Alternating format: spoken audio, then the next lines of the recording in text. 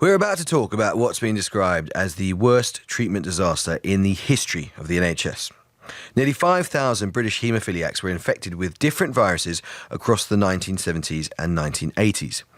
The UK was struggling to keep up with the growing demand for the Factor VIII treatment, which was used to clot the blood of those with haemophilia, the medical condition, of course, in which the ability of your blood to clot is severely reduced. Because there was a shortage, the NHS went abroad, particularly to America, where many people from high-risk groups such as drug addicts and the homeless were paid for their blood. Many people who were given the treatment have since died. Since the scandal was uncovered in 1992, victims and their families have been calling for a full public inquiry to look into who was responsible and how contaminated blood products could remain in circulation for so long. The inquiry only began in 2018 and started taking evidence earlier this month. And I'm about to speak to Denise Turton, who lost her son Lee in 1992. He was only 10 years old and contracted HIV after taking the Factor VIII treatment. Lee would have been 38 today. Were you or someone you loved affected? We would really like to hear from you if you're affected, if you have strong views on this, if you know someone who's affected. 08000 288 291 or email fine@bbc.co.uk. Denise, mother of Lee Turton, good afternoon. Thank you so much for your time today. Good afternoon, and thank you for having me. Pleasure. Really good to speak to you. Could we just start at the beginning? Tell me, please, if you would, about your son Lee before you found out what had happened. What was he like? He was 6 months old, and he was diagnosed with severe haemophilia A. He was just a normal, happy little boy, except for he had a lot of bumps, bruises, bleeds. But other than that, he was very happy. And Denise, haemophilia is something that runs in the family, isn't it? It is, yes. And we didn't. So go on. Sorry. No, go on. Sorry. I was going to say we didn't know when they diagnosed him because it just turned up in the family. I was a carrier, and it was the first person to have haemophilia. Of course, because you can carry the gene without it sort of expressing, as it were, and he was the case in which it expressed. And one of the challenges, I imagine, Denise, is that as a toddler, he would have been running around, and it's quite natural for a toddler to have lots of bumps and bruises and all that sort of thing, and many sort of bleeding episodes that needed treatment at that time. When you were taking the Factor VIII treatment, just describe, if you would, for those who don't know, what that treatment actually involved. Factor VIII is made from plasma from donors, and it comes in 2 little bottles, and you add one of them's water or saline, and you add it to the powdered factor to make it up, and then it's injected into the vein. Okay. And when were you first told about the HIV? We started hearing about the HIV, must have been 82, 83, somewhere around there. And we started asking the consultant about it because we'd heard it was in the blood products. And I can imagine that hits you like a train. It must be an extraordinary shock. When you were first told about the HIV, what sort of information were you given about sort of where it might have come from, what might have caused it, and so on? We weren't given any information at all. There was no information for us. God. And of course, this is the 1980s, when there was a huge amount of, frankly, stigma around HIVs. The government was putting out adverts about AIDS and so on out. What was the sort of cultural attitude towards HIV at the time that you confronted, that you faced? We faced, once we were told in 1985 that Lee was HIV positive, we asked for it to be kept private because we wanted to process it basically ourselves and then decide what was going to happen. But it was leaked to the school, which he'd just started. Leaked to the school by you suspect, by the medical profession? One of the medical profession, yes. God. So the next thing I knew was the headmistress phoned me to say that the press were outside the school and the parents didn't want him in the school. And for the teaching staff, how did the headmistress suggest that the teaching staff were thinking about this? Because we have to try and remember that in the 1980s there was a huge amount of misunderstanding about this. There was a huge amount of stigma, as you say. What was the sort of message that you were getting? I can't imagine how hard time this was for you, but what was the sort of response that you were getting from the educational establishment, really? Well, the only contact we had was with the headmistress of the school, who was very, very good. She said there was teachers in there that didn't want to teach him, and she would not exclude him from school if the parents weren't happy. They would have to move their children because she was determined he was staying at school. So she was very good. But then, like you said, because of the stigma and the adverts that the government put out, the parents were doing what was normal, what was natural to them, which was protecting their children. Of course, of course. And what measures did you take to try and, create some time for your family, or to try and protect your children? What did you do to try and get away from that stigma? We eventually moved away. Whereabouts did you move to? We moved to Cornwall because Lee needed to have a childhood, or as much as he could, what he could. Of course. And you've got other children as well, haven't you?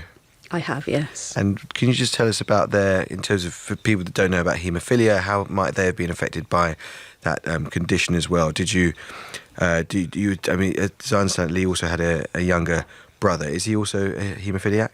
He is, yes. He's severe haemophiliac as well, yes. Okay, and sorry, go on. No, there's when you're a carrier, there's 50-50 chance of passing it on. And your daughter? And there's 50-50 chance of passing the gene on to your daughters. So I have one daughter who's a carrier and one daughter who is not. How has this and the life of Lee affected how they think about family, about how they think about having children? It's certainly made them think very carefully about having children. And I would say it definitely put them off having children. Really? So they're Yes. thinking they don't want to do it because they don't want to they want to go through what you've had to go through as a family? No, because my oldest daughter was 8 when Lee died, so she saw what he went through. Denise, I mean, we're talking about an unimaginable personal and family sadness and tragedy. There's also, I guess, which you'll have spent many years campaigning on, a sort of institutional scandal here. Could you just describe, as you see it, the sort of errors that were made, what went wrong, and why this public inquiry is so long overdue?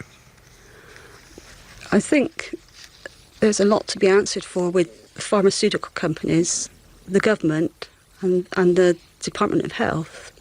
It should have been addressed a long time ago. It shouldn't have got this far. They really need to admit liability now. Well, who do you think's to blame? The pharmaceutical companies and the government. Why? Because they knew when they were importing infected blood, and they still carried on importing it. God. I mean, this is actually absolutely the centrepiece of the scandal. For those who don't know the story, I mean, there's been a lot of news coverage of the contaminated blood scandal, but just to be really clear, Denise, it is now the case, isn't it? We know it's the case that lots of people who are importing this blood from people who are often leading very difficult lives, often in America, people who are paid for their blood, they knew full well that there might be issues, and certain absolutely crucial checks that were meant to happen did not happen. Do you know why those checks, which obviously caused huge, appalling tragedies for so many families, including yours, do you have any sense of why those checks didn't happen? Was it budgetary? Was it incompetence? Why did that go on? Profit. I would say definitely for the pharmaceutical companies, it's profit. To save a quick buck? Yes.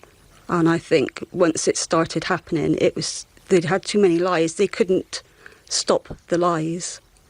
They had to carry on with the lies. Even today, they're still carrying on with the lies, which they need to now admit liability. This is the biggest public inquiry the UK has ever held. It's a very significant operation. In terms of what you've seen so far, are you reassured? Are you encouraged that it is actually going to expose some of the lies and errors that eventually led to Lee's passing away? I'd like to think yes, but after putting your trust in the national health and the pharmaceutical companies, it's really hard to think that you can actually trust someone now. So I'm not sure what will happen. I'd like to think so, but I don't know. I just don't know. Okay. And Denise, if there's one thing that you'd want to come out, let me ask you this finally. If there's one thing you'd want to come out of the inquiry, if there's one thing, you can send a very public message right now on the airwaves, what would you like this inquiry to achieve or to prove? The truth. The truth, and the people that have covered this up, I would like to be them held to account, for our peace. Of course. Denise, thank you so much for your time. I really hugely appreciate your talking on what I know is an extraordinarily difficult day. Lee Turton would have been 38 today. Denise, it's really good to speak to you, and I'm glad to speak to you, even though it's extremely difficult, because I hope some good does come of our discussing this case and indeed of the public inquiry. Thank you for your time. Thank you. If there's any of you who are listening to this who know someone who's been affected by this dreadful scandal, if you have experience of similar issues in healthcare, if you just want to speak to us, 08000 288 291 is the number, 08000 288 291, or you can email vine@bbc.co.uk. I'll be taking your contributions after this. Steve Wintle is in Bromyard in Worcestershire. Good afternoon, sir. Hello, good afternoon. When you heard the story of Denise Turton, what was going through your mind? It's something that myself and my wife have lived with ever since I've known her, albeit we didn't discover about her being infected with hepatitis C until after we were married. But it's a difficult time of our lives when actually we should be enjoying the best part of our lives. So your wife was one of the haemophiliacs who was infected with contaminated blood. Is that right, Steve? Yes. Colette's a haemophiliac, which is unusual for females. Normally females carry the defective gene, but Colette and actually most of the females in her family are symptomatic as well. But she's considered to be a medium. I can't think of the word now, but basically low affected haemophiliac, and therefore she wasn't treated with factor VIII on a regular basis. Male haemophiliacs are probably treated every day because of the risk of bleeds. So she was only treated with factor VIII as and when she had a procedure, or if she was involved in something that caused a bleed. Right, Steve. I'm so dreadfully sorry to hear this case and each of these cases, but in your case, or in your wife Colette's case, I think you said, were there safe alternatives that she could have been given? Absolutely. And as a mild haemophiliac, it was actually suggested that there was, what's come out, Colette's already given evidence at the trial. And what came out, which was provided by one of the hospitals that treated Colette, was a letter stating that they knew that the factor VIII was contaminated, and therefore there was no point in risking mild haemophiliacs with plasma products. Right. And there were safe alternatives such as DDAVP or cryoparticipate. Gosh, and just briefly, Steve, just to make, I feel horrific asking you this, but just in terms of practical terms, living with this on a day-to-day basis, what does this mean? So you've got, your wife's a haemophiliac, she was infected with contaminated blood. In terms of how you have to adjust how you live on a day-to-day basis, mentally and practically, what does that mean for you guys? I guess personally, I try and forget about it. You can't, because you have to, but equally you have to try and get on with your life on a day-to-day basis. Colette's gone through a couple of versions of treatment for the hepatitis, and that's been absolute help for her. The first time she was treated, I was trying to carry on as best I could, carrying on with work. We needed to keep a home together, so I was unable to really support her as well as I probably would have liked to have done. And there were times when I'd come home not knowing what I'd find. At one point I didn't know whether I'd find her alive or not, because it was just, I don't think I could have gone through it like she did. She's been fantastic, but equally, it's really prevented her from carrying out a normal life.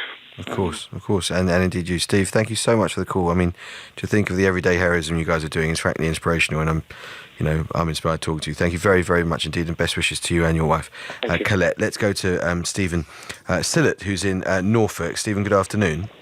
Good afternoon. Thank you for the call, sir. As you hear Steve in Worcestershire there and Denise Turton telling us about the unbearable sadness about her son Lee, what was going through your mind? Can you relate to this? Yeah, it's just horrendous when you hear that. That's quite common amongst the haemophiliac community, actually, the story is. So, are you one of those? I am. I'm one of the infected. Yeah, I was infected with hepatitis C, which then went on to cancer and then onto a liver transplant. So, yeah, I've been through it fairly. Oh, Stephen, have you been contributing to the ongoing trial, to the public inquiry? Yes, I am one of the core participants, so yeah, I'm taking part in it, yeah. And I asked Denise Turton what she would like the inquiry... Well, I asked a couple of questions at the end. One was who she blames, and the other thing is what she would like the inquiry to achieve. Can I ask the same questions to you? Who do you blame, and what would you like to see come out of the inquiry? I think the blame lays mainly with the government for actually importing this stuff and then carrying on knowing that this stuff was actually contaminated with the various viruses, with the HIV and the Hep C. So it would be nice to someone to stand up and put their hands up and say, yeah, we got it wrong, and do something about it for us. And Denise instinctively came back with the word profit, and she talked about the pharmaceuticals. To what extent do you think that actually the way in which we run healthcare and the way in which pharmaceuticals are involved in healthcare obviously is going back a long time, and there's a huge amount that's changed, but to what extent do you think the pharmaceutical companies in their pursuit of profits, which may be, part of the system today as well and a necessary part of the system, but to what extent do you think blame lies with them? I think blame lies with them as much as the government, if you think about it, because at the end of the day, all they're thinking about is profit, aren't they? They're not thinking about, obviously not thinking about what they're doing to their patients. Otherwise, we wouldn't have all got infected. And what's your current situation, Stephen? So you said you contracted hepatitis C. This would have been in the 80s. You've had liver cancer. I think you said you had a transplant. Yep. What's your current situation in terms of the liver? My current situation with the liver is that I've got actually after the operation, I incurred a blood clot within one of the main veins that goes to the liver, and I'm now on the list for another transplant.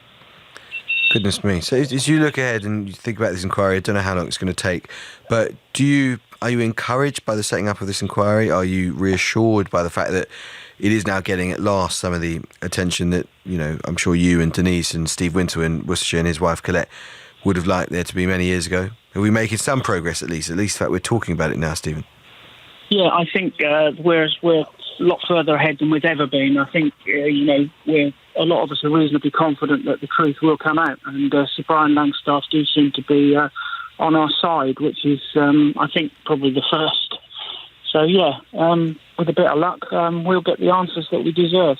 OK, Stephen, thank you very, very much indeed. Well, we all hope the truth does come out, and we'll certainly do our bit on the show to make sure we report that truth when it does come out. Stephen in Worcestershire as well, and Denise Turton above all, I guess. Thank you very, very much indeed for your time today.